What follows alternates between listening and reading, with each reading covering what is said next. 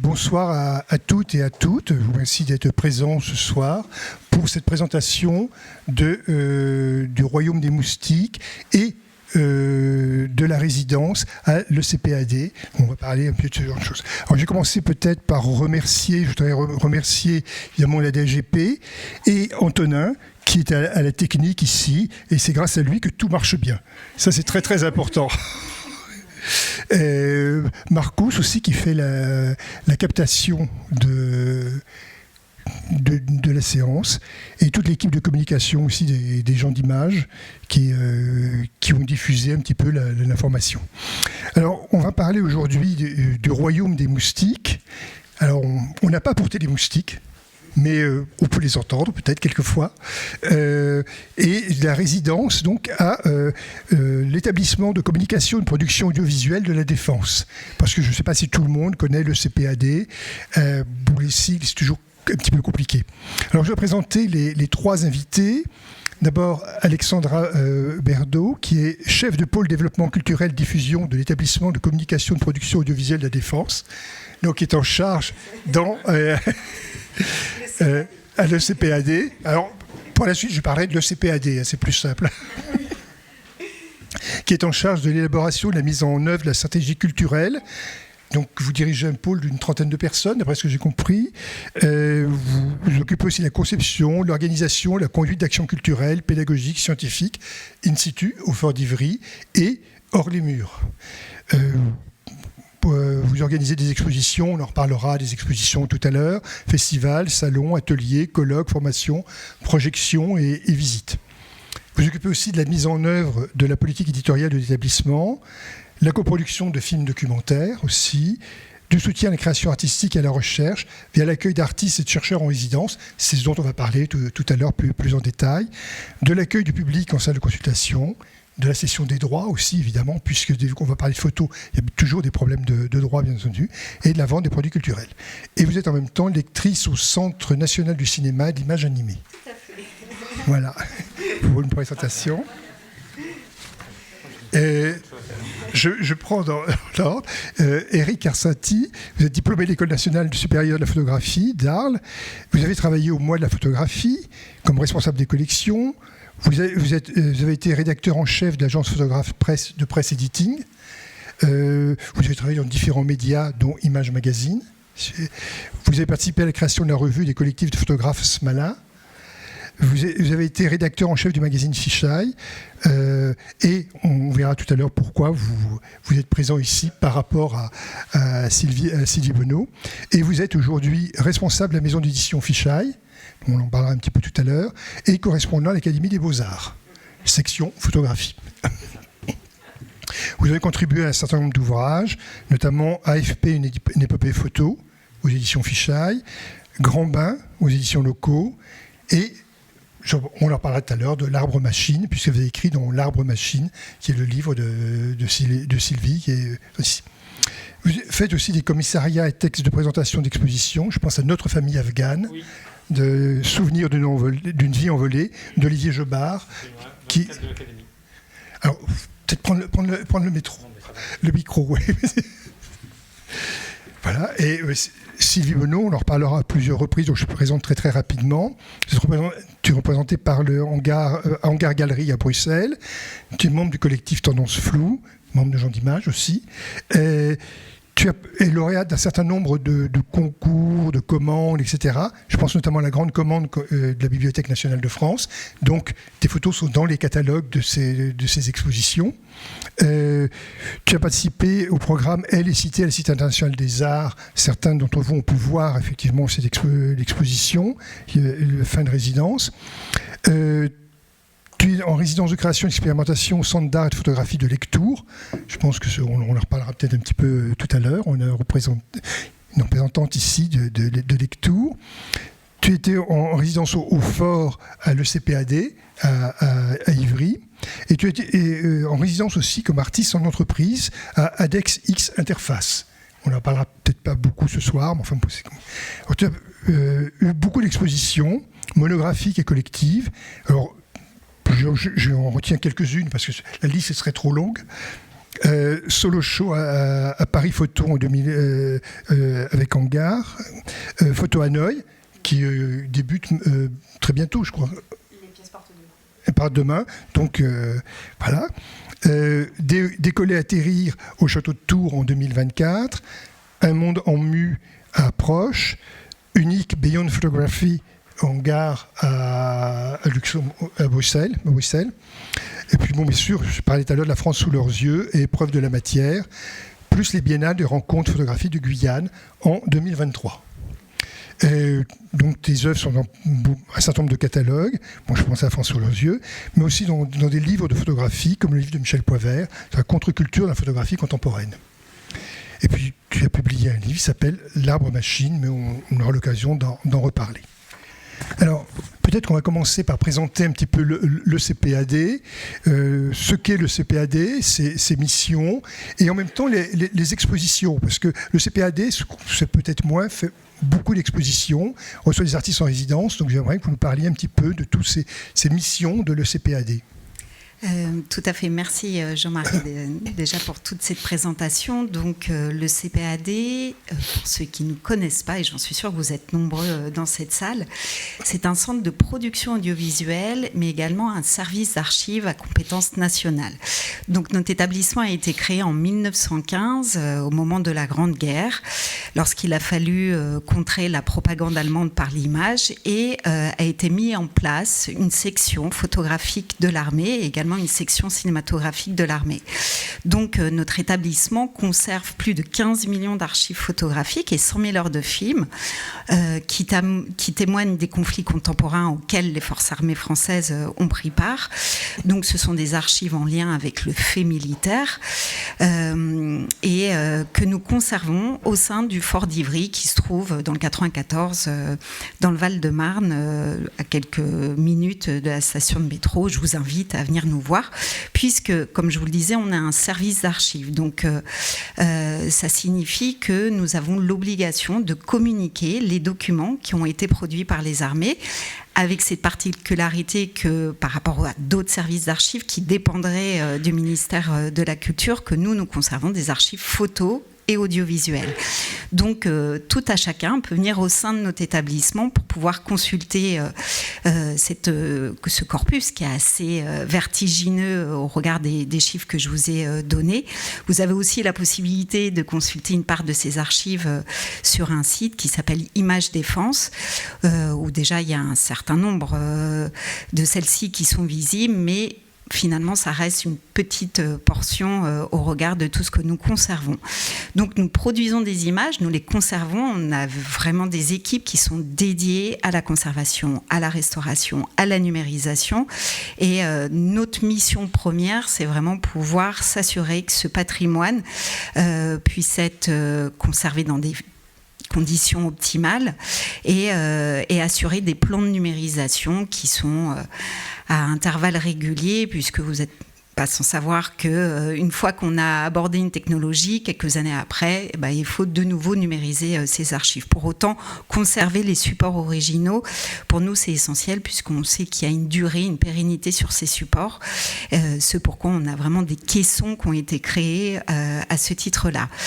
Vous le disiez, Jean-Marie, au sein de notre établissement, on a des activités de valorisation. Donc, Constance, qui est ici présente, qui travaille à mes côtés, et moi-même, vraiment, on a en charge de toutes les actions culturelles, puisque conserver ce patrimoine, c'est aussi donner à comprendre dans quel contexte il a été produit.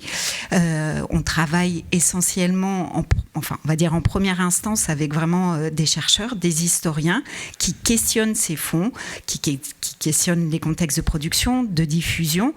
On est sur des corpus assez importants sur la Première Guerre mondiale, la Seconde Guerre mondiale, après les conflits de décolonisation, mais on a toujours aujourd'hui des opérateurs qui partent en opération extérieure, des photographes, des caméramans, pour pouvoir toujours témoigner de l'engagement de ces forces armées sur les théâtres d'opérations extérieures. Il faut comprendre qu'on n'est pas un service de communication. Vraiment, notre objectif, c'est produire des images en lien avec les conflits et les conserver. Et cette mission, on l'a depuis la date de création de l'ECPAD en 1915. Parmi nos activités de valorisation, effectivement, on organise chaque année un certain nombre d'expositions, aussi bien avec des partenaires culturels du ministère des Armées, mais aussi avec des partenaires extérieurs.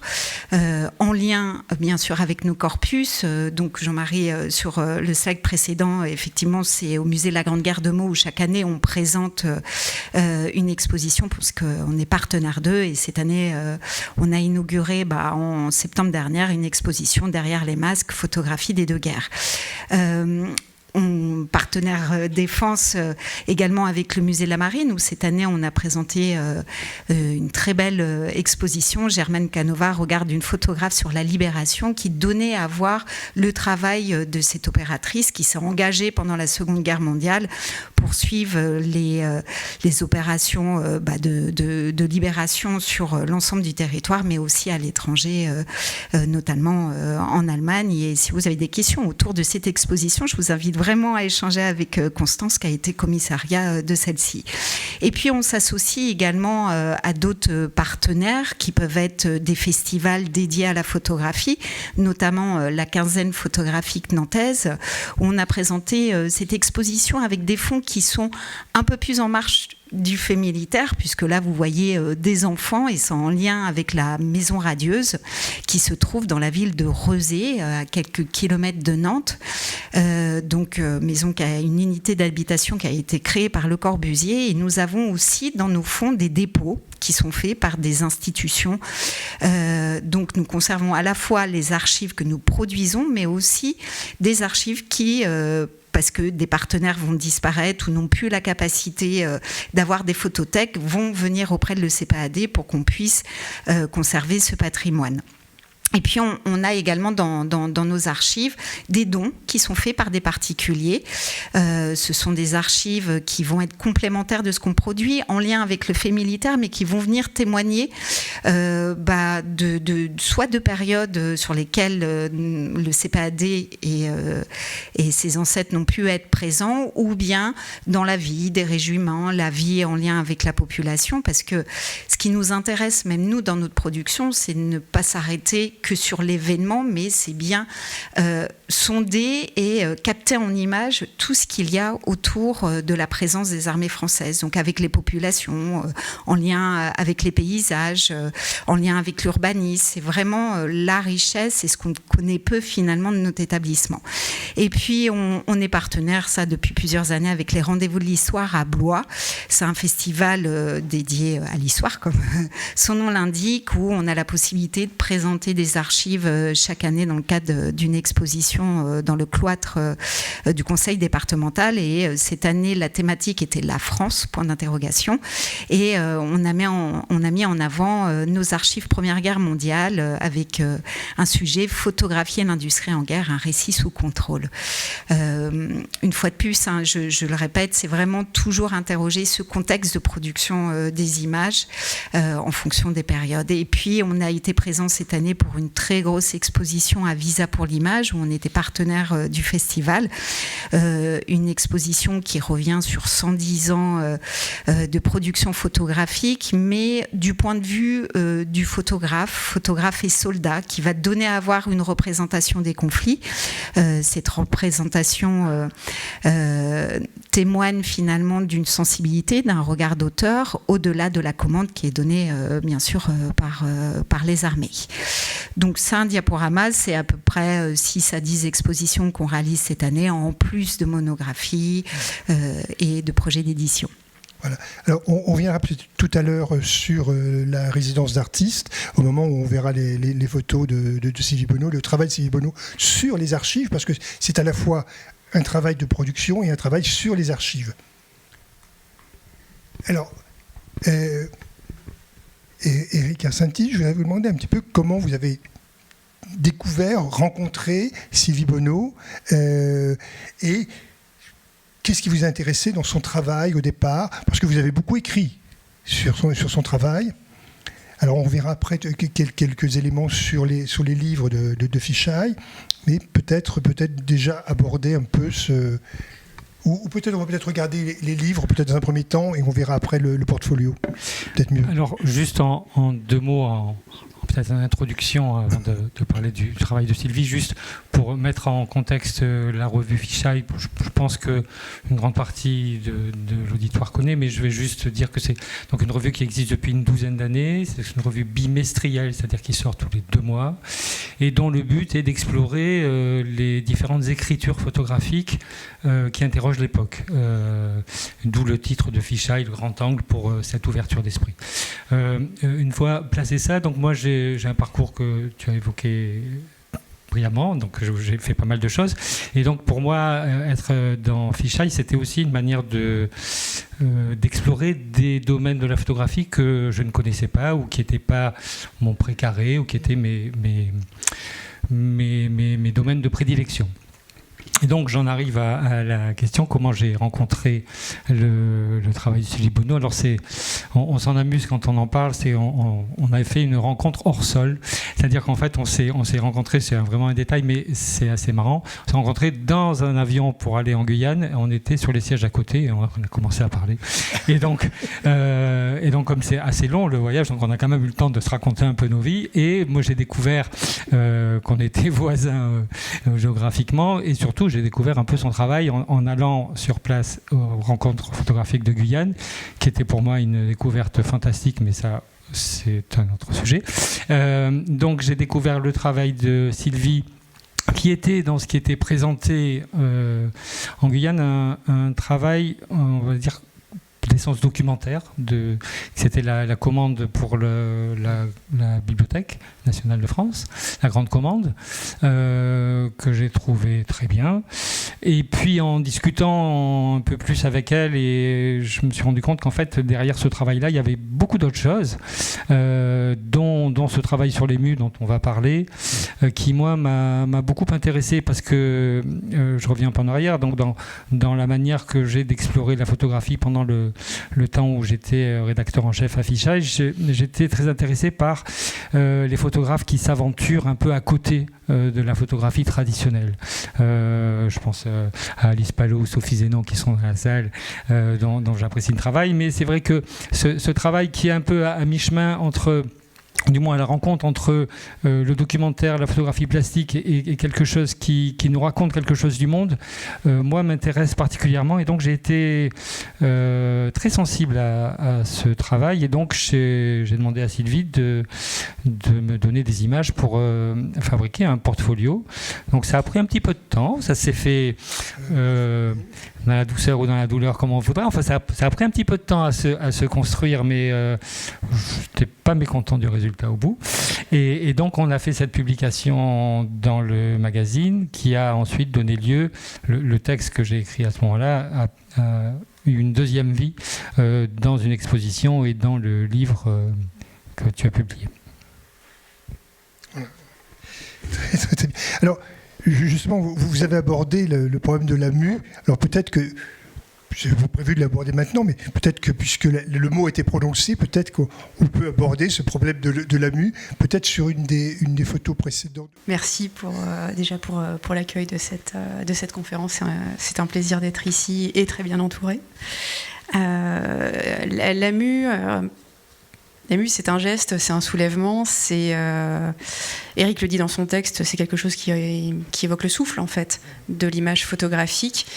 Je dirais, en fait, pour être plus précise, et l'ancrer dans sa matérialité, c'est un double mouvement, c'est celui de la dépose, le soulèvement de l'image, et celui de son atterrissage, de sa prise sur un nouveau support.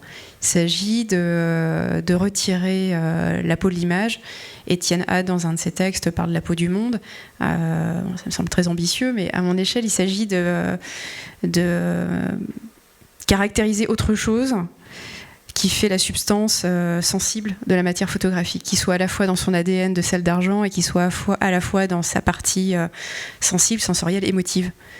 L'AMU est né en fait dans les territoires polaires il y a déjà quelques années, il y a plus de 10 ans, parce que je n'arrivais pas à restituer par mes images ce vertige que le paysage convoquait. Le vertige aussi que la démesure des lieux induisait dans ma réflexion de photographe, c'est-à-dire comment on peut restituer un paysage qui nous dépasse en tout point. Donc voilà, peut-être que l'AMU, dans ce geste très délicat, c'est une évocation peut-être de la part existentielle de l'image. Alors, je voudrais simplement lire un extrait d'un texte d'Éric, qui dit bien en fait la façon dont on peut appréhender, nous, regardeurs, la vue aussi, parce que c'était important aussi pour le regard, et quelquefois le toucher. Ça vient de dire. Ça permet de toucher. On va toucher tes photos. Alors, je lis l'extrait. Un souffle étrange traverse les images composées par Sylvie Bonneau. Un souffle qui soulève la peau du monde, qu'elle regarde, et nous restitue, à la manière d'un voile, dont le drapé cristallise l'émotion. Pour s'approcher des images de Sylvie Bonneau et en saisir toute la dimension charnelle, il faut s'inviter dans son atelier, entrer dans son alchimie. Toutes ces expérimentations visent à réactiver la partie sensible de l'image photographique, à lui conférer sa capacité de frissonnement, ajoute-t-elle joliment. Sans détailler les techniques utilisées, l'artiste décolle la gélatine de ses images, puis la dépose sur des surfaces ou des volumes, des mus sensibles dont le geste délicat permet de connecter ce qu'elle a vu et l'expérience du corps. Alors là, on a beaucoup de mots qu'on pourrait reprendre. Moi, j'aime bien le mot frissonnement, bien entendu, le souffle aussi. On retrouve dans Houle sentimental aussi tout ce jeu, ce rapport à la nature, au corps, à l'esprit, etc. Donc peut-être... Oui, mais merci, ça me fait drôle d'entendre ça en écrit. Oui, il y a un côté organique qui est très présent dans le travail de Sylvie, et c'est ce qui me touche, c'est-à-dire qu'il y a en même temps le travail sur un lieu qui a une histoire, qui raconte quelque chose, sur les paysages, tout le travail sur la forêt qu'on va sûrement détailler un petit peu après.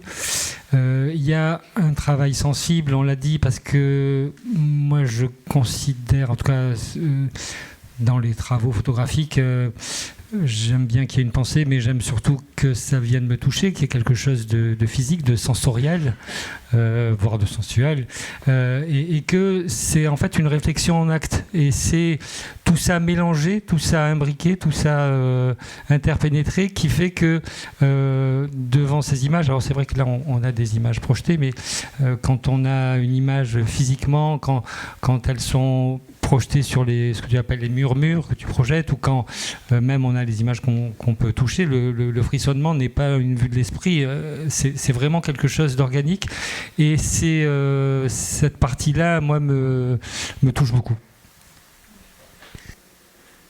Alors, un autre texte sur une exposition que je voulais mettre aussi, de vision magnétique et fantastique, c'est sur une exposition collective, où il y a aussi de très belles phrases, je ne vais pas vous lire les phrases, mais je voudrais vous reprendre aussi une autre phrase. Il dit « Impressionnante présence organique d'une forêt amazonienne, dont Sylvie Bonneau restitue ici le mystère et la fascination. » Et moi, c'est ce qui m'a aussi beaucoup intéressé dans le travail de Sylvie, c'est ce mystère, ce rapport aux arbres, à la nature, au corps, à l'esprit et à la nature. Et toujours une approche un peu cosmogonique, mais on reviendra sur les cosmogonies tout à l'heure, peut-être. Oui, c'est juste pour poursuivre ce que je disais et rebondir ce que tu viens d'évoquer. Il y a ce côté organique, et puis en fait, moi je me rends compte, plus ça va, plus j'avance dans ce que je connais ou ce que j'avance en âge. Ce qui m'intéresse, c'est qu'il y ait quand même des images qui résistent, c'est-à-dire qu'on ne peut pas les réduire à une explication uniquement rationnelle. Il y a quelque chose d'autre, il y a quelque chose de physique qui résiste à l'analyse. Et pour moi, s'il n'y a pas ça, c'est un gros manque. Et ce qui est intéressant dans ce travail, c'est que justement, il y a tout ce qu'on a dit et plus encore, mais il y a quand même toujours des choses qu'on ne pourra pas raconter et qui sont propres à la connexion à ces images quand on les voit, quand on les ressent. C'est une des vues de l'exposition qui correspond au texte dont on vient de parler. Au hangar. Tu peux en parler à Bruxelles. Donc, tu veux en parler un petit peu ? Tu veux en parler ? Non, c'est... non, mais je... Oui. Il y a Paul du hangar qui est là. Donc le hangar, non, mais c'était une exposition avec plusieurs photographes. Mais ce qui était très impressionnant de tout ce que je peux raconter, c'est qu'il y avait ce que tu appelles, Sylvie, les murmures, c'est-à-dire une grande image. Donc il y a le décollement de la peau de l'image, comme tu le racontais tout à l'heure, et qui est ensuite déposé, j'allais dire projeté, mais c'est plus déposé, le mot est peut-être plus juste, sur le mur, qui vient faire corps avec lui. Et là, ça n'a rien à voir avec un poster. On ne se rend pas forcément compte là, mais celles et ceux qui étaient à l'exposition ou qui étaient éventuellement à l'exposition à Paris, comment ça s'appelle, à Lux, ont en mémoire cette présence très physique, très magnétique. Alors, on va en venir maintenant peut-être à la résidence à l'ECPAD. Alors peut-être que vous pourriez nous présenter un petit peu ces résidences, comment ça se passe, etc.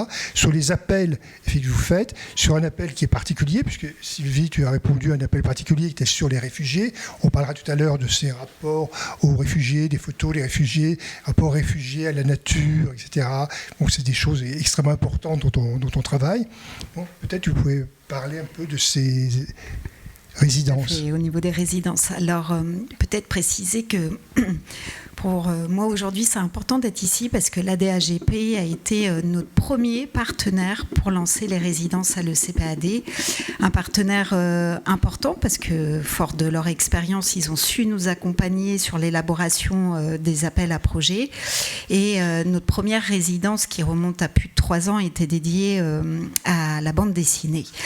Ensuite, on a lancé des résidences sur l'illustration jeunesse et petit à petit, on est venu vraiment à notre cœur, qui était celui de la photographie, fort aussi de l'expérience qu'on avait réussi à acquérir, et je le répète, grâce vraiment au mentorat de la DAGP qui nous ont soutenus aussi financièrement, puisqu'ils apportaient au début une bourse pour recevoir en résidence les lauréats. Au sein de l'ECPAD, nous avons 2 ateliers qui permettent aux résidents de pouvoir venir, d'être hébergés s'ils le souhaitent, mais on le conçoit vraiment comme un atelier de travail et qui leur permettent également d'être à proximité de nos documentalistes, les documentalistes qui ont vraiment la connaissance de nos fonds et qui vont pouvoir les aiguiller tout au long de leur résidence dans l'élaboration de leur projet. Nous, notre objectif aujourd'hui, c'est d'avoir réussi à dégager aussi vraiment des bourses, des lignes financières aussi pour pouvoir soutenir directement les artistes, puisque certes s'associer à des sociétés de gestion collective, c'est un point très positif, mais il fallait qu'on arrive aussi, nous, à apporter ces bourses. Donc c'est des bourses généralement pour une création, en tout cas, pour une recherche au sein de notre fort qui vont être sur une durée de 3 mois. Après, cette durée peut être fractionnée, bien évidemment, puisque, on le sait, les auteurs, artistes ont aussi d'autres projets en cours. Et c'est vrai que quand Sylvie était au sein de notre fort, je pense que tu avais 4 autres projets en même temps. Tu avais une activité très soutenue.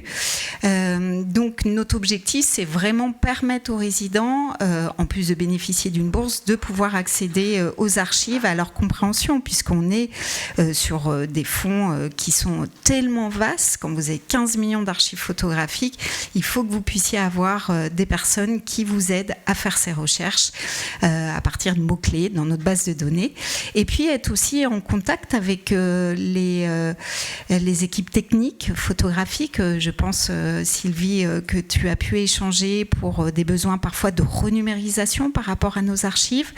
Et on s'est rendu compte très rapidement que c'était bénéfique aussi pour nous d'avoir des nouveaux regards portés sur les archives, de bénéficier de l'expérience aussi de photographes, puisque nous, on est vraiment dans une approche patrimoniale, c'est lié à nos enjeux et à nos missions, mais parfois de prendre de la distance et à la fois d'être sur des aspects techniques, mais aussi de porter des regards différents sur nos archives. Et les documentalistes n'ont eu eu de cesse de nous faire remonter cela et de se nourrir aussi de ce travail qui est porté par les auteurs. Donc aujourd'hui, pour conclure sur le volet de la résidence, on peut accueillir tout au long de l'année donc 2 résidents.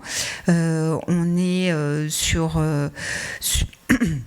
je dirais sur des disciplines qui sont quand même celles de la photographie prioritairement, mais aussi l'écriture documentaire, puisqu'on conserve des archives audiovisuelles, mais on est ouvert à toute forme de résidence. Il est tout à fait possible de postuler hors cadre d'appel à candidature sur des candidatures spontanées et en fonction de la pertinence du projet, de pouvoir accompagner les projets. Alors, l'appel à candidature était sur les réfugiés, donc peut-être Sylvie, tu peux nous parler un petit peu de cet appel à candidature, comment toi tu as approché ce problème des réfugiés, cette découverte des archives, l'aide des archivistes à l'ECPAD, etc. Alors, je dois dire que l'appel à projet, quand je l'ai vu, je me suis dit c'est absolument pas pour moi. Et c'était Lucie Morisseau-Chastanier qui m'avait encouragée à vérifier un projet que j'avais proposé aux Invalides en me disant allez à l'ECPAD, vérifiez votre projet. Et cet appel est sorti à peu près à ce moment-là. Et c'est très étonnant parce que le lendemain de la lecture, j'ai eu une idée. C'est très curieux parce qu'en fait, la façon dont on peut créer un lien avec quelque chose qui nous est parfaitement étranger. Moi, la question des réfugiés ne me concernait, je me sentais pas la meilleure personne pour l'aborder. Je trouvais ça même, pour moi, gênant. Et puis finalement, je suis allée vérifier mes théories à la médiathèque. J'ai rencontré Philippe Tournon et ça a été un moment extraordinaire. De 2 heures de recherche, je suis passée à 2 jours. Et je dois dire que l'accompagnement dans la collection fait toute la différence. L'accompagnement incarne en fait la collection parce que je dirais que la première visite a été la plus facile. Après, moi, j'ai eu le sentiment de me noyer très vite. On a le sentiment de tenir un fil et puis par cet outil difficilement oubliable, Armadillo, qui nous met à l'épreuve. Eh bien, on s'égare dans les familles d'images. Pour moi, ce qui a fait le lien, en fait, c'est le pli, c'est le drapé. Et il y a un moment où j'ai retrouvé ce que j'ai vu de l'Amazonie guyanaise dans le regard de Patrice Georges, des images qu'il a fait en 86. Et pour moi, ça a été une rencontre. Une rencontre avec quelqu'un que je ne rencontrerai jamais, parce qu'il est décédé, mais qui a véhiculé par ses images, je pense, une réalité qui est toujours présente et prégnante dans le paysage. En dépit du fait historique, il y a une dimension très contemporaine dans ces images, donc on en voit déjà une qu'il a faite à cette époque, et ces images témoignent de la crise des réfugiés surinamais qui sont arrivés en Guyane en 86, en pleine saison des pluies, sous des trompes et des trompes d'eau. Ils ont été accueillis par l'armée française. Ils ont été évacués, je pense, de différentes petites îles du fleuve Maroni. Et d'une certaine façon, ça a refait une boucle avec les conditions dans lesquelles j'ai rencontré Ricard Santi, puisque c'était en Guyane. Et notamment, il y avait des expositions au SIAP du cours de la transportation. En fait, je me dis, en quelques mois, en 6 mois, il y a une géographie qui s'est imposée au travers des archives, et avec lesquels on se découvre un lien épidermique en fait, que ce soit dans les paysages, dans l'enjeu forestier, parce que l'armée a construit les camps pour accueillir les milliers de personnes qui arrivaient, dans une extrême urgence, dans une extrême précarité. Et du coup, le projet sur lequel j'étais déjà engagée, sur les forêts françaises, sur l'accélération de leur transformation, sur qu'est-ce qui en était les enjeux, les usages, les états pour la grande commande photographique, et par mon histoire personnelle, mon père était forestier, d'un seul coup, tout se catalysait autour de ces archives et d'une dynamique que je trouvais pas du tout évidente. Et je pense que cette distance a été importante pour traiter le document. Je sais pas si... Tu parles d'un photographe qui est Patrice Georges, mais tu utilisais aussi des œuvres d'autres photographes. Je pense notamment à Marcel Vendy, Jean Lussan, Jacques Surel, François Constant. Oui. Donc des photographes qui ont montré des choses tout à fait différentes, souvent liées justement à l'eau, au fleuve, à la nature, etc. Donc ces éléments où on trouve des temporalités chez les réfugiés qui sont aussi des temporalités différentes dans la nature. Et ça, je crois que c'est très, très important dans le travail. Si on prend ces différents photographes, ça couvre plusieurs périodes, puis ça couvre effectivement la guerre d'Indochine. Tout à fait. Ça couvre ensuite tout ce qui concerne, bon, tu en as parlé, de la guerre civile au Suriname, qui était entre 86 et 92. Ça concerne aussi, bien sûr, le Pathet Lao, l'arrivée au pouvoir du Pathet Lao et le départ des Hmong, on en parlera tout à l'heure, des Hmong et l'installation des Hmong en Guyane, donc la guerre civile au Laos. Donc des moments très différents de l'histoire, des années 50 jusqu'aux années, la fin des années 80. Voilà. On va peut-être voir ces photos, puis peut-être que tu pourras parler sur chacune des photos ou sur certaines. Ou d'autres. Parler ensemble. On peut partager. Sur les photos, vous pouvez échanger sur les photos. Je vais les passer.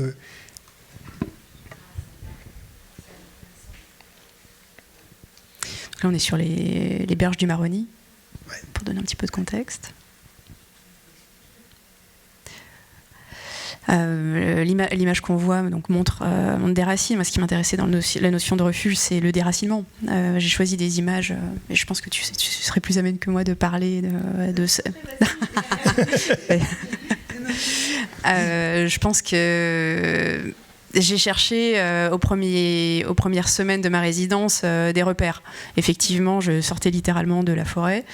Le projet, enfin le travail éditorial pour l'Arbre Machine à Mont-Dormu était littéralement en cours, et c'était très compliqué pour moi de trouver un juste équilibre.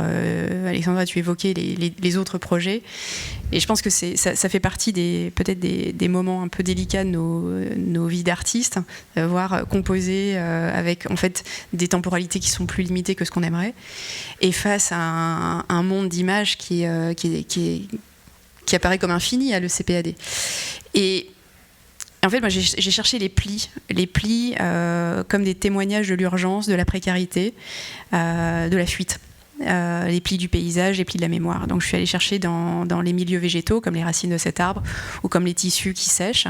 Aujourd'hui, je ne le savais pas à l'époque, ça s'appelle des pangis. Ce sont des vêtements, des pièces d'étoffe traditionnelles dans la culture Bushinengue Kotika. Les Kotika sont une communauté qui a fui en 86 d'un village qui s'appelle Mango, au Suriname, et il se trouve qu'en fait, en début d'année, je suis allée réactiver ces archives pour le Royaume des Moustiques, et je suis allée à Mango, et là, le pangui a fait sens. Mais on va continuer sur les archives. Et comment s'est passé ce travail avec les documentalistes, Sylvie, par rapport, toi, à tes recherches? C'est quand même précisé au fur et à mesure. Est-ce qu'ils ont été réceptifs? Ils ont compris ta démarche? Je te pose la question parce que je pense que c'est un point. Le projet a évolué aussi au fur et à mesure des semaines et des mois. Et quelle a été la réception? Moi, je pourrais surtout parler de l'échange. L'échange, il a été crucial parce qu'en fait, dans les quelques lignes de l'intention du projet, en fait, je pense notamment à Marina, qui est spécialiste du Fonds Indochine. Marina a réussi à viser très précisément une poignée d'images parmi des dizaines, des centaines de milliers du Fonds Indochine. Il y en a 110 000. Voilà, 110 000 photos. Ouais, et bien Marina m'en a envoyé 50. Voilà, c'est l'editing. Et c'était d'une justesse épatante. Et je pense que c'est vraiment difficile de concilier toutes les informations qu'ils font cohabiter dans leur travail de documentaliste. Le rapport politique à l'archive, la dimension historique, la dimension des nombres aussi, combien de personnes, quel coût, ce que ces mouvements impliquent. Je pense qu'ils permettent le hors-champ de ces images. Et ça, c'est extraordinaire. Ça veut dire aussi qu'ils ont une connaissance immense de fonds qui sont abyssaux. Oui, tout à fait. Et d'ailleurs, ces documentalistes, pour la plupart, travaillent quand même depuis plusieurs années à l'ECPAD. C'est un travail une connaissance qui a été vraiment sur le long cours. Et c'est vrai qu'aujourd'hui, ils sont gardiens d'une connaissance, on peut vraiment le dire. Et pour tout l'ensemble de nos projets, on les sollicite, et sans eux, on pourrait avoir cette vue aussi fine, étoffée, et très complémentaire également de tout le travail qui est mené par les historiens. Mais c'est vrai que leur présence est indispensable pour la connaissance des fonds. Alors, tu as prononcé tout à l'heure le terme Bushinenge. Je ne suis pas sûr que le terme soit évident pour tout le monde. Alors peut-être préciser qui sont les Bushinenge et ce que ça représente à ce moment-là, parce que c'est les Bushinenge au moment de la guerre civile au Suriname. Les communautés Bushinenge, donc noirs-marrons, sont descendants des esclaves qui sont affranchis des plantations hollandaises au XIXe siècle. C'est ça, hein? 18e. 18e, déjà. 18e, des 1750. des révoltes de 1750. Mais les Noirs marrons, il y en a dès le départ, hein, dès le début de l'esclavage. Mais en fait, dès les années 1750, il y a effectivement des communautés qui commencent à s'organiser véritablement. Peut-être avant aussi, c'est difficile de savoir dans le détail. Et c'est une histoire complexe, oui, pardon. Non, je voulais juste souligner une chose, c'est que dans ce nouveau volet de ton travail, il y a aussi l'apparition de personnages, d'êtres humains, ce qui était moins le cas de manière assez marginale précédemment. Et ça, je pense que c'est une étape importante, donc si tu veux nous en parler, c'est... Peut-être un peu plus tard avec le moustique. On va les voir tout à l'heure. Okay. Donc peut-être on va attendre de les voir. Tout à fait, oui. Ça c'est important, c'est une question que je pose aussi. On les verra peut-être tout à l'heure.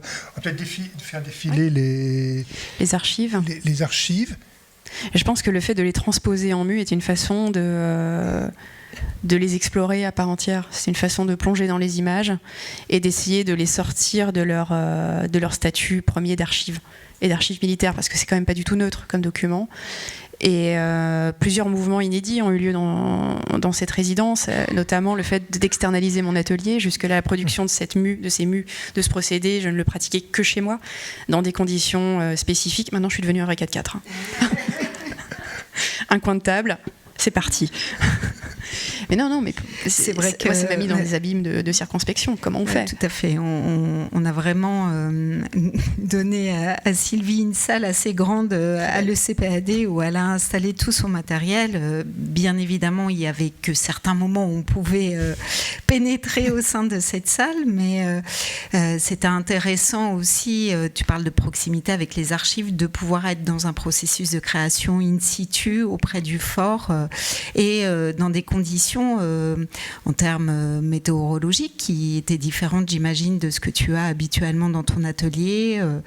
En tout cas, il a fallu créer un kit pour toi pour pouvoir travailler sur place, et on en garde tous un extraordinaire souvenir. Merci. Tu parlais tout à l'heure de pluie. Torrentielle. Cette image est très forte. Non, et puis moi, elle m'intéressait parce qu'en fait, quand on la regarde attentivement, on a la représentation de l'autorité, le drapeau français sur la partie gauche, le militaire juste à côté, et la personne qu'on perçoit comme cagoulée, en fait, ne l'est pas, elle se protège juste des trompes d'eau. Donc ça a l'air très violent comme ça, mais quand on est dans la pirogue en saison des pluies en Guyane, en fait, on cache tout, parce que c'est pas de la pluie, c'est un Karcher, en fait. On a l'impression par moments de se noyer sous la quantité d'eau qui tombe. Et je me dis, l'image à la fois est juste dans la transmission de la détresse, et en même temps elle induit peut-être une erreur d'une lecture trop facile. Et c'est intéressant avec l'archive militaire de se poser la question de qu'est-ce qui se passe vraiment. Et ce qui nous amène aussi au travail de légendage. Par exemple, je pense qu'on l'apercevra dans une autre image, mais le piroguier était une personne Bushinenge qui apparaît dans énormément des images de Patrice Georges, et jamais il n'est cité. On ne connaît pas son nom. Par contre, on connaît ses habitudes alimentaires.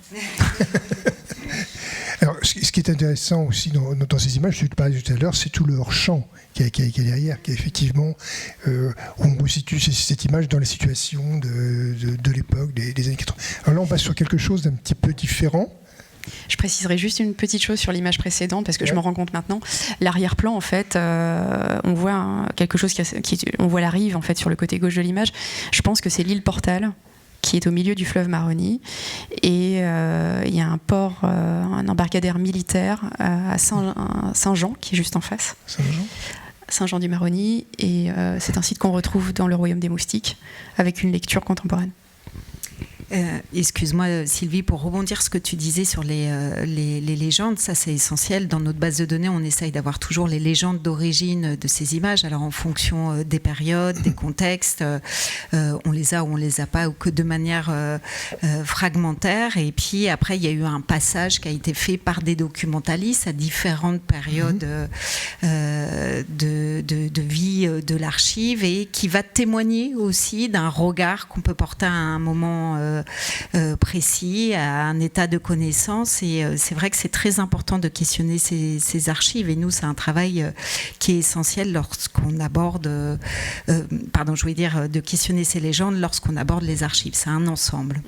Alors justement, j'ai pris le temps de regarder un petit peu toutes les archives sur les photographes que tu as utilisés, et effectivement on retrouve ces deux regards, à la fois la légende et à la fois des documentalistes qui ont ajouté des éléments, et c'est ce double regard qui est intéressant, avec le décalage dans le temps entre les deux regards qui est intéressant sur les images aussi. Alors on peut les voir sur internet très facilement, je vous invite à y aller. Oui, sur le site Images Défense, tout à fait. Heureusement qu'il y a ce travail qui est fait d'ailleurs par les documentalistes, de venir corriger parfois des légendes, et puis de remettre dans un cadre plus contemporain aussi l'archive.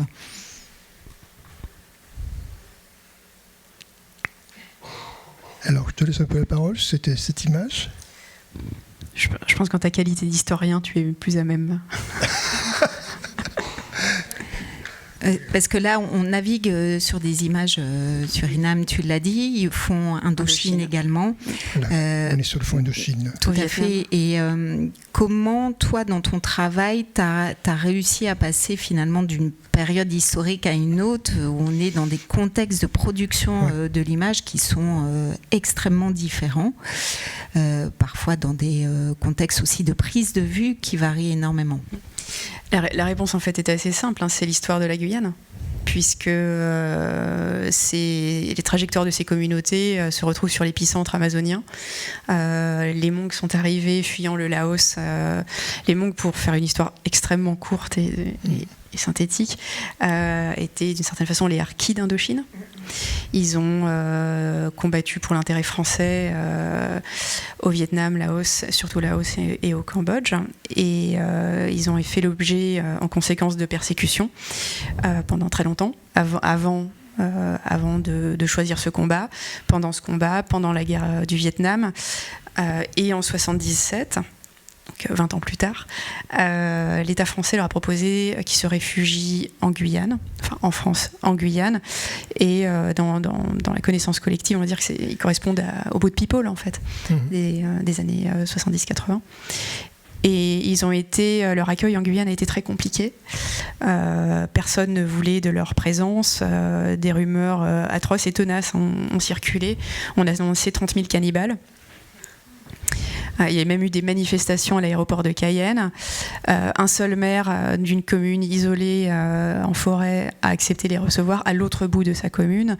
Et j'ai rencontré notamment Yannick Marcès, qui a travaillé physiquement à la construction de la piste d'aujourd'hui Cacao, qui expliquait à quel point il n'y avait rien. Pendant 2 ans, les quelques centaines de Monks qui sont arrivés là ont été enfermés en forêt.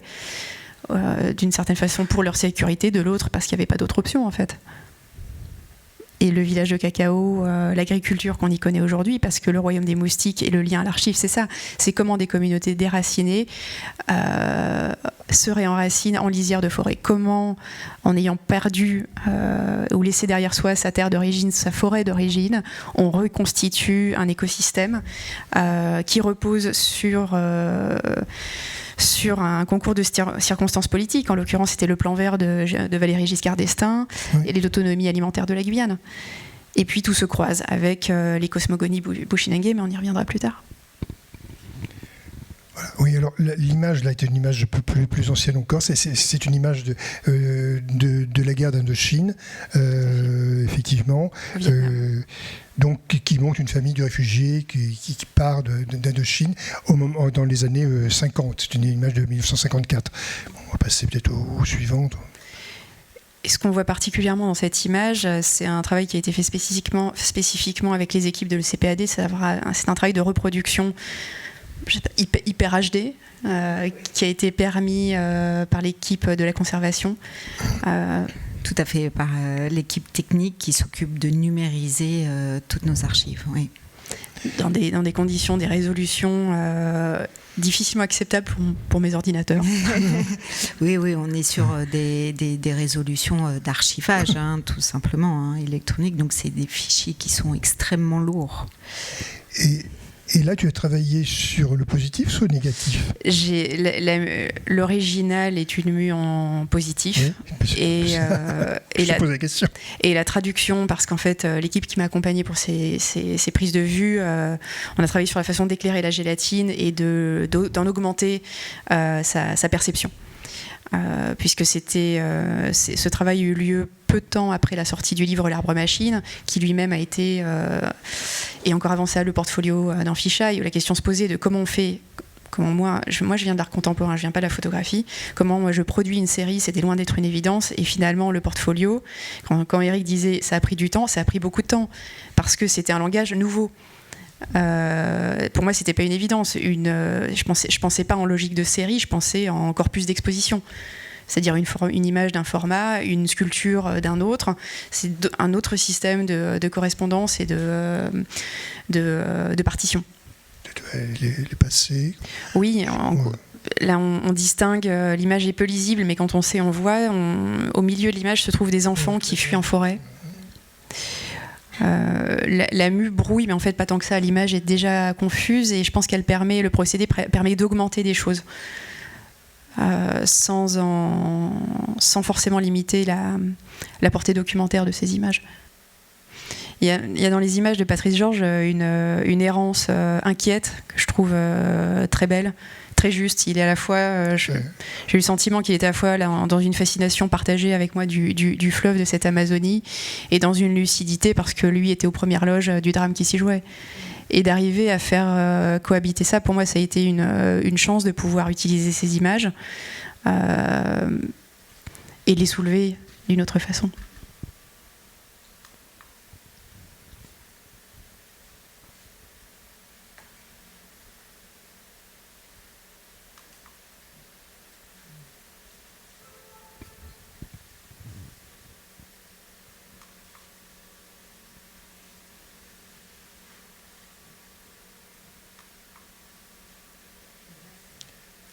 Alors, tu peux nous parler de l'exposition et de la résidence ? Et là, on change de territoire. Oui. Puisque j'ai réalisé à l'ECPAD qu'en fait, je pouvais produire en dehors de mon précaré, hors les murs. La résidence Elle est citée, qui est soutenue par le ministère de la Culture, la DAGP et la Fondation Neuflise OBC, m'a permis de travailler pendant 3 mois dans des conditions à nouveau exceptionnelles dans le bâtiment du Marais à Hôtel de Ville.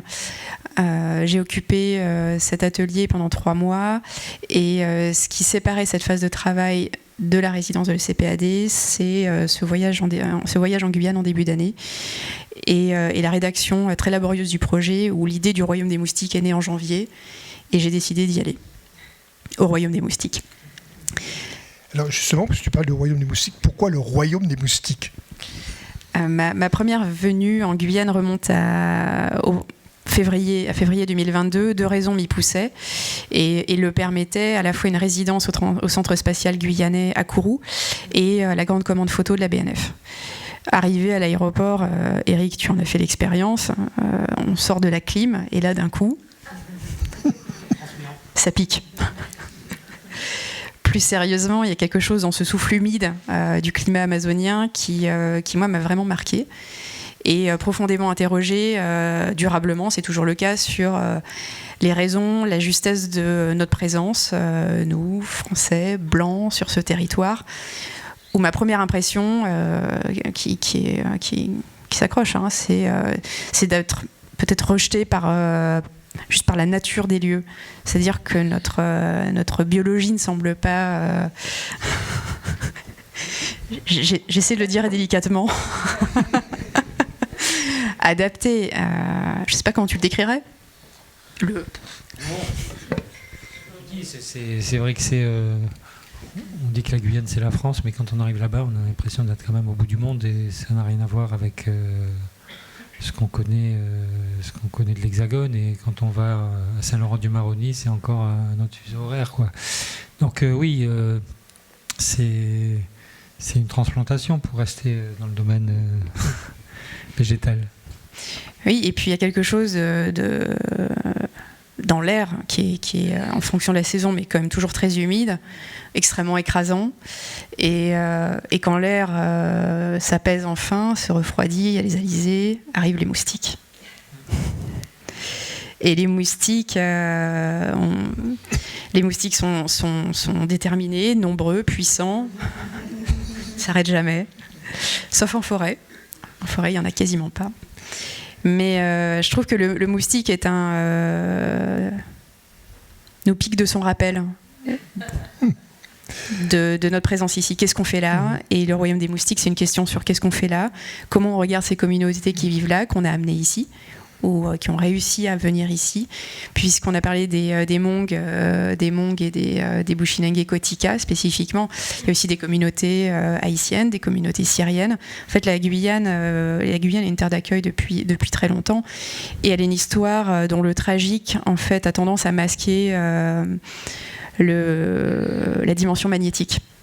C'est-à-dire qu'en dépit de la brutalité, et je pèse mes mots, la brutalité du climat, on est face à un milieu, un environnement qui sont exceptionnels, une richesse humaine que moi je trouve absolument fascinante. Et après tout ce que la Guyane, les rencontres photographiques de Guyane ont fait pour moi, il m'a semblé absolument nécessaire pour le royaume des moustiques, qui composent et qui rendent aux personnes qui m'ont aidé. Sans les rencontres photographiques de Guyane, l'arbre machine n'aurait pas été le même résultat, et toutes les personnes qui ont contribué.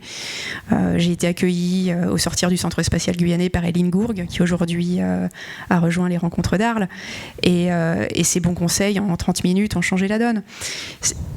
Eline, Carl Joseph, directeur, disait lors d'une conférence à Arles en 2022, la pratique extractiviste des photographes occidentaux, c'est de venir, de se frotter à l'Amazonie et puis de disparaître. Moi, je me suis dit, c'est une question de décence, c'est une responsabilité de faire en sorte que ce travail puisse rendre compte de ces personnes qui vivent là, parce qu'on est loin du mythe complètement passéiste de la forêt vierge. C'est autre chose, et je trouve que c'est beau de les mettre en image. Non, mais c'est pardon, juste. C'est vrai qu'il y a une complexité quand on arrive là-bas, au dehors du climat, l'histoire. Enfin, on en prend un peu plein la gueule sur pas mal de choses. Et c'est vrai que il y a ça, et il y a aussi un charme fou. Il y a j'utilisais le mot de ravissement dans les deux sens du terme, et je trouvais qu'il y avait quelque chose qui vous embarque. Donc il y a quelque chose d'assez troublant. Et alors, j'ai arrêté un peu sur cette image, parce que sur diptyque, parce que je voudrais rebondir sur la question d'Éric tout à l'heure sur les portraits, donc parce que c'est pas habituel dans ton travail précédent. Donc ce moment où tu t'arrêtes sur les portraits, tu as déjà répondu en partie, et en même temps je voudrais poser la question du diptyque, parce que ce que tu fais effectivement, ce sont des œuvres uniques. Donc par rapport à l'histoire de la photographie, c'est une façon de repenser aussi l'histoire de la photographie, de retour à l'œuvre unique. Par le principe même, l'opération de l'AMU, le résultat ne peut être qu'unique. Effectivement, Je pense par rapport au diptyque, en fait, cet équilibre s'est trouvé face au paradoxe que je devais faire cohabiter parmi les images. C'est-à-dire être intègre dans ma position de femme blanche plutôt privilégiée face aux communautés que j'approchais, que je voulais rencontrer. J'avais pas l'ambition de faire ces portraits, je me sentais extrêmement gênée, et puis il y a eu un événement qui a changé la donne, c'est-à-dire que le capitaine, le chef coutumier Kotika, qui vivait à Charvin, donc qui était un camp très important des réfugiés Bushinengue, le capitaine Pina Sedi est décédé 2 jours après mon arrivée en Guyane, 3 jours avant que je comprenne qu'il fallait absolument que je le rencontre pour ce projet. Et grâce aux équipes des rencontres et de la MAZ, la maison de photographie, la photographie Amazonie-Guyane, en fait j'ai rencontré sa famille, je l'ai accompagné dans leur veillée funéraire et aux obsèques de ce capitaine, puisque pour moi il était la clé de voûte de ce projet. Il tirait une continuité en fait entre l'archive et ses devenirs, et avec lui c'est un pan de l'histoire qui a disparu. Et on m'a encouragée sur place, moi je trouvais ça quand même déplacé dans ma position, et on m'a dit tu devrais y aller parce que pour eux ça aura un sens. Alors pendant les 13 heures de veillée, je vous avouerai que je l'ai pas trouvé facilement le sens, où j'étais extrêmement inquiète du faux pas, de la maladresse, du regard déplacé, de la question idiote. Et puis, c'est comme si un excès de pression qu'on se met tout seul, parce que les personnes étaient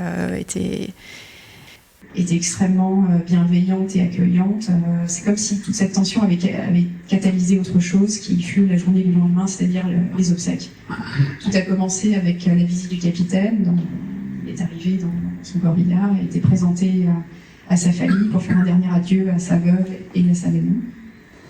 Adieu à sa communauté aussi, et là quelque chose du point de vue photographique s'est noué et m'a vraiment stupéfaite, parce qu'en fait tout se mélange, on travaille au plus près d'un chef coutumier, du mort de quelqu'un d'autre, et en même temps vous avez tous les vôtres qui se réveillent d'un coup, et tout ça doit cohabiter entre vous et le viseur, et c'est extrêmement poignant. Et d'un seul coup, en fin de compte, c'est comme si les 13 heures de la veillée nous avaient appris peut-être à s'apprivoiser le temps de cette épreuve, surtout pour ces personnes. Et à un moment, il y a quelque chose de fabuleux qui s'est produit, c'est-à-dire que j'arrivais à me placer là où j'aurais jamais osé, au plus près. Les gens me laissaient la place, je faisais mes images, je me retirais, ils reprenaient la place, et ainsi de suite, et pendant des heures. Et ça a été, j'ai trouvé un moment peut-être d'osmose avec la communauté, où effectivement mon rôle était de documenter, mon rôle était d'enregistrer ce qui se passait et d'y mettre mon cœur. Peut-être passer sur d'autres images. Oh. Et les diptyques, pour résumer, c'est très simple, les récits amazoniens, Eric, tu le disais, sont tellement complexes et paradoxaux. On est en France, on est ailleurs. Les niveaux de lecture sont multiples sur toutes les situations, ou presque. Et je trouve qu'en fait ça dit quelque chose de très juste par rapport à la question du partage des ressources qui se passe là-bas. En fait, ici on voit une caisse de viande à gauche et une bananeraie quasiment industrielle qui reprend le code de l'image coloniale. Les parcelles productives maraîchères jouxtent la forêt, c'est-à-dire que moi quand je les vois, d'un côté on a des champs qui sont un peu comme dans le Gers, tirés au cordeau, une présence minérale très importante, le végétal est extrêmement maîtrisé, et on se pose la question, ce royaume du vivant qui le jouxte, donc le front de forêt amazonienne qui est comme une falaise verte, qui grouille de vie, qui émane un souffle. On se dit combien de temps le singe résiste à l'appel de la mangue juteuse et combien de temps le cultivateur au besoin ou à l'envie de le tuer. C'est de cette relation que le royaume des moustiques parle. Et en fait, c'est en ça qui nous concerne tous. C'est en ça que cette réalité amazonienne, elle a son sens ici. Nous questionne sur ce qu'on fait là-bas et ce que ça dit de nos vies ici. Voilà, on va peut-être parler un petit peu de cosmogonie, là. Non, vas-y. C'est toi la vie. J'ai trop parlé. Eric, tu as quelque chose à dire sur les cosmogonies ? Non, je pensais à autre chose. C'est-à-dire que dans la découverte de la Guyane et la fascination qu'il y avait quand on a discuté, tu m'as à un moment donné orienté vers des livres, des polars de Colin Niel, que je recommande très fort, et qui permettaient au-delà du plaisir de la lecture et du polar, de se familiariser avec cet univers-là. Mais peut-être que, comme tu l'as rencontré, tu peux peut-être en toucher 2 mots, mais... Oui, alors ce qui est très intéressant dans le travail de Colin Niel, sa trilogie guyanaise... Il y en a 4. Il y a 4. Oui, il y a 4, je sais compter. La quadrilogie guyanaise. La quadrature. La quadrature guyanaise, c'est très joli. Ça rappelle un article. En fait, Colin, moi je pensais pour moi il avait un profil très intéressant parce que c'était un ancien ingénieur de l'ONF qui travaillait en Guyane. Donc en fait toutes les routes me menaient à lui. Il a été possible de le rencontrer au moment où les livres est paru l'an dernier à Arles, et il m'expliquait qu'en fait tout le travail qu'il construit, ses romans sont des constructions. C'est-à-dire que c'est un travail de documentation qui est extrêmement étoffé à partir et avec le concours précieux de toutes les personnes sur place, d'ethnobotanistes qu'on a en commun, de familles bushinengue, puisqu'il a fait un travail de documentation sur la crise des réfugiés qui est très important, qu'on retrouve dans le livre Obia. Et moi, ce que j'ai trouvé paradoxal, mais qui rejoint un petit peu les mécanismes de création dont on parle, c'est que les récits où on a l'impression que l'écrivain est complètement habité, a vécu, nous raconte quelque chose qu'il a au moins entendu, ou qui lui est intime, en fait, tout est construit. Et c'est la somme de ses connaissances qui lui permet d'investir ses personnages. Oui, il a vécu un peu en Guyane, et donc ici, il s'est documenté pour de vrai. Enfin, je veux dire, il n'est pas juste allé en bibliothèque. Non. Mais c'est ce qui fait la richesse d'un bouquin quand il est très documenté, c'est qu'on a l'impression que ça transpire de vérité. Oui, c'est ça. Et c'est ça. Je pense qu'on ne va pas résumer la Guyane aux 4 tomes de Colonial, mais ça permet quand même de comprendre, et ça fait une extension aussi, d'une certaine manière, à ton travail. On vient de passer une image qui m'intéresse, à savoir, vous avez ce soir à la projection des pièces très très inédites qui seront à Paris Photo, donc celle-ci qui effectivement est particulière. En fait, la question, Jean-Marie, vous l'avez posée, de savoir pourquoi le moustique. En fait, le moustique, il convoque beaucoup de récits, notamment politiques, économiques. C'est notre premier prédateur. C'est lui qui arrive à tuer le plus d'humains par an. C'est un gouffre économique. Il a été importé aux Amériques par la traite négrière. Et sa présence en Guyane a été démultipliée par la création de rizières industrielles dans l'ouest guyanais. Il y en avait beaucoup moins avant, on se faisait beaucoup moins piquer. Et les rizières ont été abandonnées, ce qui crée 5000 hectares d'eau stagnante, où ils prolifèrent violemment. Et l'image que vous voyez à droite, en fait, a été prise dans la dernière usine à riz qui jouxte les rizières.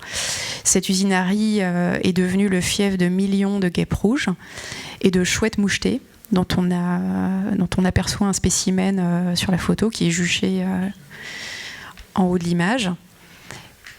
Et moi j'ai trouvé ça très intéressant comme espace parce qu'en fait il concentre nos contradictions et puis la puissance violente du vivant. En fait il était impossible de faire ces photographies sans se faire piquer. 5 heures plus tard, moi j'avais toujours de la tachycardie. Et l'idée était de grimper tout en haut sur le toit délabré de l'usine à riz pour avoir un point de vue sur ce miroir liquide que sont ces 5000 hectares. Et en fait je me suis dit, si une me fait ça, en gros, à partir de 6, je vais avoir un sérieux problème, il n'y a pas de réseau. Et parfois, il faut, je me dis, on renonce. Et ce que je trouve assez beau, c'est qu'en fait, l'image qui est associée à cette vue de l'intérieur de l'usine et cette chouette mouchetée, en fait, a été prise justement chez ADEX lors d'une résidence que je menais en parallèle de celle de CPAD et dont j'ai importé la production à l'ECPAD. En me disant, dans les plis des archives des réfugiés, il y aura forcément une résonance avec les membranes d'ADEX.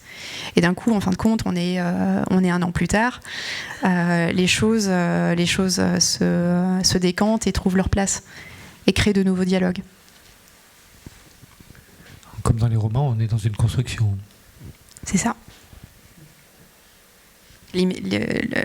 ce diptyque s'intitule Clarisse. En fait, Clarisse est une personne Bushinengue Kotika qui m'a permis d'accéder à la famille, qui m'a fait passer un interrogatoire en bonne et due forme pour connaître vraiment mes motivations sincères pour accéder à la famille.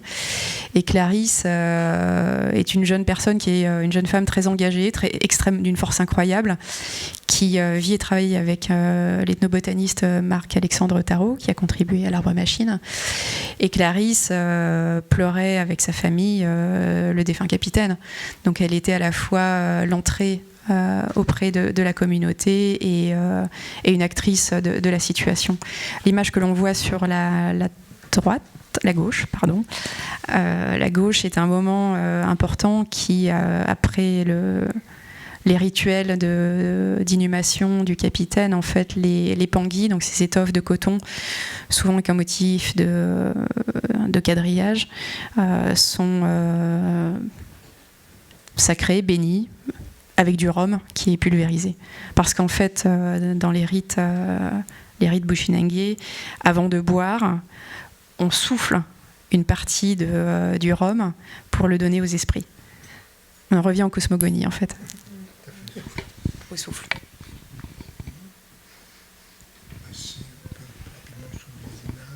On retrouvera effectivement d'autres lianes, puisqu'elles font le lien entre les mondes, celui des esprits, celui des vivants, celui du végétal, et puis aussi entre les projets éditoriaux.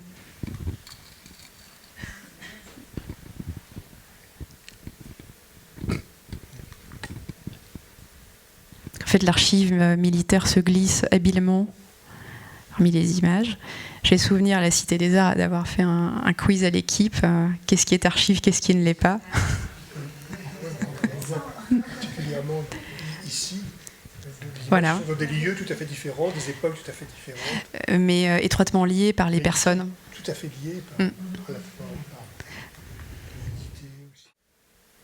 Voilà, là on retrouve l'île Portal qu'on a aperçue en arrière-plan d'une photographie de Patrice Georges sur le port de Saint-Jean du Maroni. En fait, les pirogues ne sont pas coulées par délabrement, elles sont mises en eau pour être conservées. De cette façon, l'oxygène, l'air ne les attaque pas et elles ont une vie beaucoup plus longue. L'image qu'on voit en haut de ce diptyque vertical en fait, a été prise à La Karouani. La Karouani, c'est un site que j'ai découvert dans les archives de l'ECPAD, qui a été un camp de bagnards, une léproserie, un camp de réfugiés pour les Bushinengue, et qui aujourd'hui est un squat pour les réfugiés clandestins syriens et haïtiens. Et il y a plusieurs endroits comme ça dans le paysage guyanais où la complexité des récits, leur tragique, en fait, se répète. On dirait que ça se répète et que ça se répète. Et l'image qui est en bas montre une brique. Je ne sais pas si vous pouvez distinguer les lettres. AP, c'est autorité pénitentiaire. En fait, cette photographie a été prise à 7 km de la Karouani et de l'ancienne léproserie. Elle a été trouvée sur un site des réfugiés Bushinengue, puisqu'avant eux, il y avait une briqueterie du bagne pour que les bagnards puissent construire plus vite. Alors, cette photo résonne beaucoup dans l'actualité, puisqu'à l'heure actuelle, il y a tout un trafic sur ces briques, avec en France, puisque un certain nombre de ces briques ont été volées, elles font partie du patrimoine, donc elles sont protégées, et elles sont arrivées en France récemment, et il y a tout un travail qui est fait par la police à l'heure actuelle pour la recherche des trafics de ces briques, notées l'administration pénitentiaire. Ah oui. Qui viennent de Guyane. Mais on les met dans son salon? Je ne sais pas. je ne sais pas. Non, enfin, je trouve ça très cynique, en fait.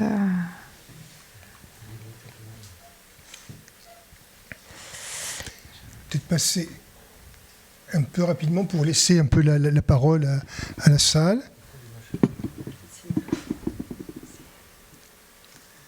Continue jusqu'au bout.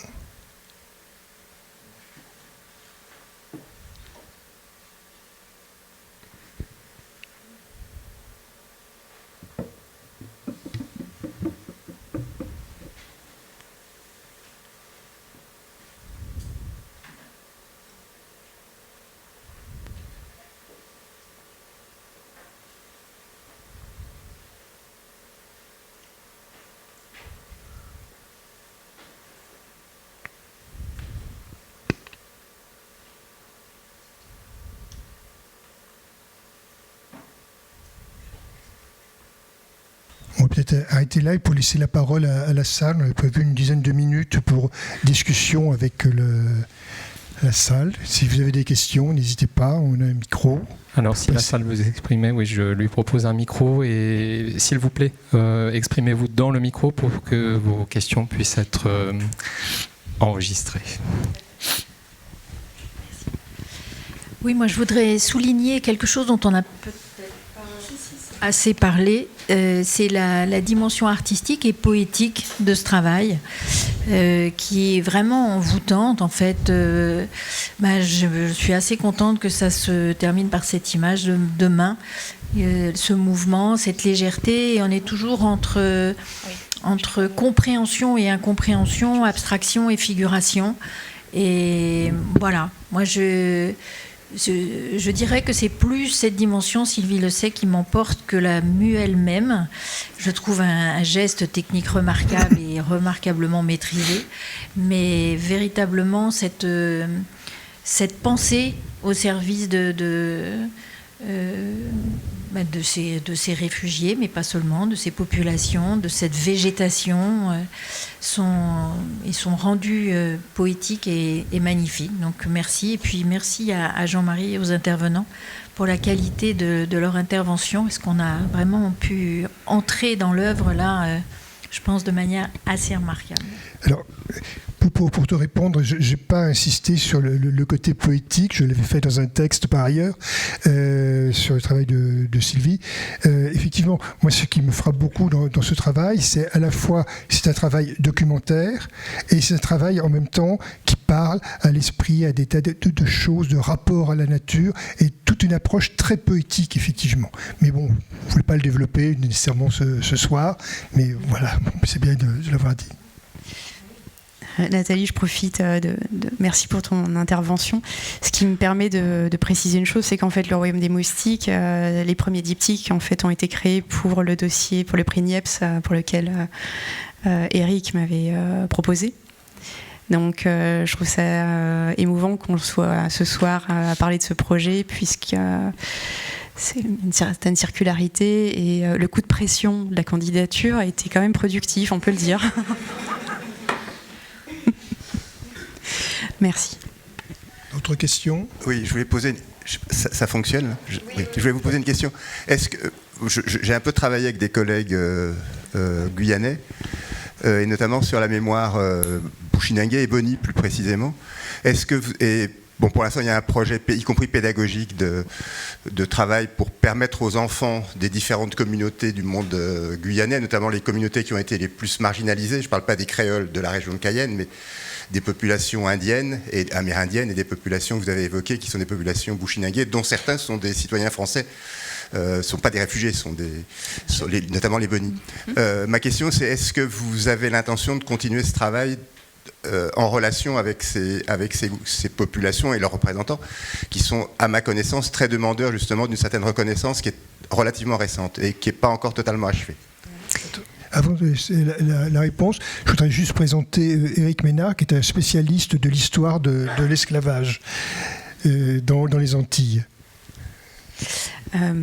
Pour répondre à cette question, en fait, grâce à l'aide à projet de l'Académie des Beaux-Arts, je vais pouvoir retourner juste après Paris Photo avec le hangar, travailler en Guyane pour poursuivre mes recherches.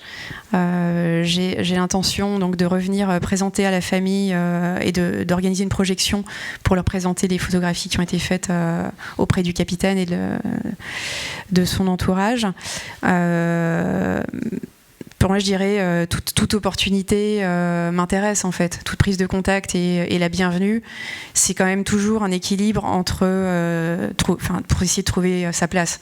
C'est-à-dire ne pas gêner, s'intéresser, ne pas être condescendant dans mon regard, ne pas être maladroite. Et c'est en ça que ces portraits ont été extrêmement difficiles pour moi, non seulement à réaliser, mais à construire en tant que photographie, c'est-à-dire de traduire les valeurs de gris pour être précise dans l'intention derrière l'image. Tout comme derrière ces mues, l'intention du geste se voit.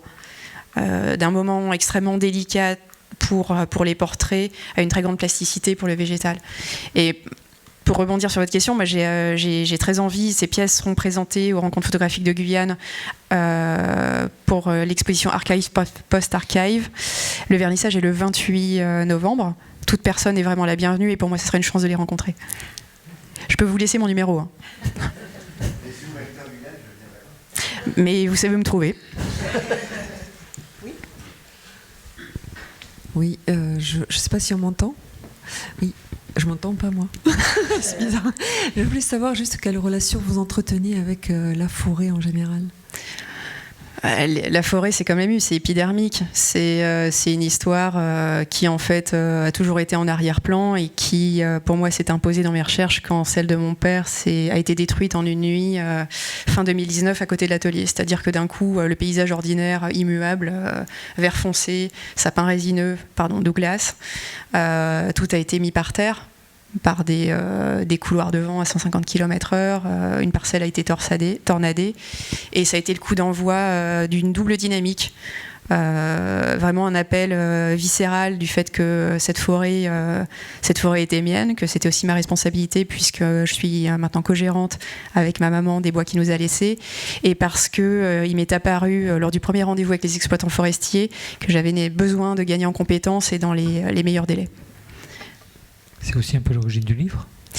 Ce qui a conduit au livre, mais avant ça, il fallait absolument gagner en compétences pour aussi tenir tête aux exploitants forestiers, parce qu'en tant que femme dans une forêt, on est quelque chose entre une touriste et une enfant, et moi ce que je voulais, c'était devenir une vraie propriétaire. Donc là-bas, c'est Madame Bonneau. Et pour conclure, je pense que les enjeux forestiers aujourd'hui, ils sont absolument cruciaux. Ils nécessitent d'être connus, partagés, compris. Et c'est pour ça que cette commande et le livre L'arbre machine auquel tu as contribué, Eric, pour moi, il est très important parce qu'il met à disposition ses connaissances et à la fois la dimension magnétique, envoûtante, extrêmement puissante, vulnérable, tout ce que peut être la forêt. Et aujourd'hui, avec le royaume des moustiques, on est en salisière, mais la forêt, c'est un théâtre, et je pense que mon travail, il sera toujours lié. C'est trop important.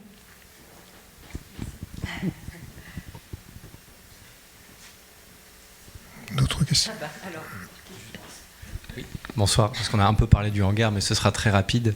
Je vais juste rajouter à ce qui a été dit que c'est des œuvres qui doivent être vues. Voilà, on les voit en reproduction digitale, mais il faut faire l'expérience physique de ces œuvres, comme Sylvie fait l'expérience physique du paysage et de ses rencontres. Et donc voilà, je vous invite à les voir. Je ne sais pas s'il y en aura ici, mais en tout cas, voilà, qu'on pourra peut-être voir. Mais pas aussi bien. Voilà. Et puis sinon, qu'elles reviennent aussi en Guyane pour être vues, qu'elles aillent à Photo Hanoï, et elles seront donc visibles sur notre stand Appareil Photo. Et on signera aussi ton livre, Sylvie, le samedi dans un mois tout pile. Voilà, donc rendez-vous pris pour celles et ceux qui veulent revoir les œuvres. Et puis poursuivre la discussion. Alors moi, je vous ai apporté une boîte d'Origido qu'on pourra toucher. Parce qu'effectivement, c'est une expérience. Bonsoir. Je voulais juste vous demander d'où venait cette idée de votre technique sur la gélatine, votre intervention sur la gélatine. Comment ça vous est venu par rapport à la forêt, le rapport ? Alors, on a un peu répondu à cette question, il me semble, au début. Alors, pour moi, c'est cette technique, ce geste. Vas-y. Ah si. T'es bien parti, là. Il est venu en fait d'un constat d'impuissance sur mon impuissance à moi, hein, de traduire par un résultat purement photographique, c'est-à-dire une image captée par un moyen technique d'enregistrement d'un fragment du réel. Je ne voyais pas de justesse entre l'expérience du paysage à corps perdu, toujours au milieu hostile, comme si en fait la difficulté d'un paysage en augmentait sa porosité, son empreinte en soi. Le geste de la mue repose là-dessus en fait, sur traduire cette expérience mémorielle physique et la cristalliser dans la membrane de l'image. Donc techniquement c'est venu très simplement, hein. C'est des années de tirage. Moi j'étais plus tireuse que photographe, je courais partout, je faisais de longues marches pour avoir la chance de tirer les photos, pas tellement de les faire, les tirer. Et à force, en fin de compte, c'était des expériences, notamment une rencontre avec Balthazar Burkhardt à Berne dans son atelier en 2003, où j'ai vu, je l'ai vu faire. Il m'a montré comment faire des tirages à l'échelle du corps, donc du papier parité de 127 cm de large, où en fait, quand on roule et on déroule dans les gouttières, la chimie ruisselle contre soi, et ça réengage à nouveau le corps, comme dans le paysage. Moi, j'ai trouvé ça somptueux. Et progressivement, quelques années plus tard, j'ai trouvé une brèche dans le papier, en fait. C'est une question de compréhension de sa composition, de sa structure, de son intimité. C'est l'intimité de l'image, la mue, c'est ça. Je voulais juste souligner aussi que dans ta formation, avant d'être sur la photographie, tu as travaillé les arts plastiques et la sculpture. Donc, c'est-à-dire qu'il y a un rapport à l'espace et à la matière qui était, je ne veux pas dire envayeuse, mais qui était tapis dans l'ombre et qui est ressorti aussi à la faveur de ce que tu viens d'expliquer.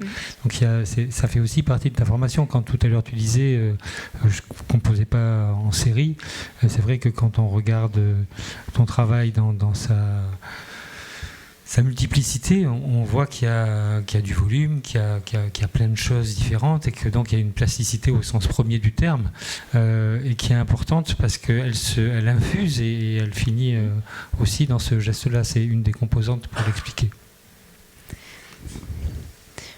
Je sais, peut-être que moi, j'aimerais préciser une petite chose ou deux, c'est la trajectoire du moustique. Parce que beaucoup de personnes y ont contribué déjà à ce stade. Le projet a trouvé ses premières formes tangibles il y a un petit peu plus d'1 an au Fort d'Ivry. Le travail s'est développé depuis. On a parlé de certaines résidences, on a évoqué Lectour, le centre d'art et de photographie, puisque le projet en cours s'appelle La nature des sols. On ne sait pas encore si ça sera un royaume des moustiques. Il en a toutes les caractéristiques, le tigre est très présent. Mais laissons les choses se faire. Et puis, en fait, tous ces projets, comme tu l'as rappelé, Eric, avec la forêt, en fait, ces projets, ils se construisent en équipe, avec des partenariats, les structures qui les soutiennent, résidences, prix, bourses, les collectionneurs qui soutiennent le travail, qui achètent. Tout ça constitue les relais et les piliers de la recherche photographique et artistique. Et je me dis, c'est le moment de dire merci à celles et ceux qui sont là, qui ont aidé le moustique. Et puis c'est devenir Paris Photo avec le hangar, c'est une chance inouïe. On sera au stand M03, n'hésitez pas à passer. Un prochain livre est en cours de... Comment ?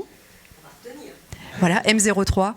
Et un livre est en projet. La résidence à Lectour ne fait que commencer. J'y reviendrai régulièrement et avec joie parce que l'équipe est extraordinaire. Jusqu'au mois de mars, Photo Hanoï, les rencontres photographiques de Guyane, une exposition solo à l'Hangar Galerie l'an prochain, et Photonal de Beauvais avec l'exposition post-photographie collective. Et surtout, le 14 novembre, vernissage de Néonologue, la formidable nouvelle exposition de Michel Pauvert et d'Evelyne Cohen au Centre d'Art News à Montreuil, donc le 14 novembre à partir de 18h. Et c'est une exposition qui s'inscrira dans le cadre du bicentenaire de la photographie et qui aura une très très belle trajectoire. On a tout dit ? Non, on n'a pas tout dit. Je remercie Picto. Merci Victor d'être là. Parce que Picto produit tout. D'accord. Tout depuis 15 ans. C'est une très belle conclusion. On va peut-être arrêter ici pour le verre de l'amitié. Et merci à vous.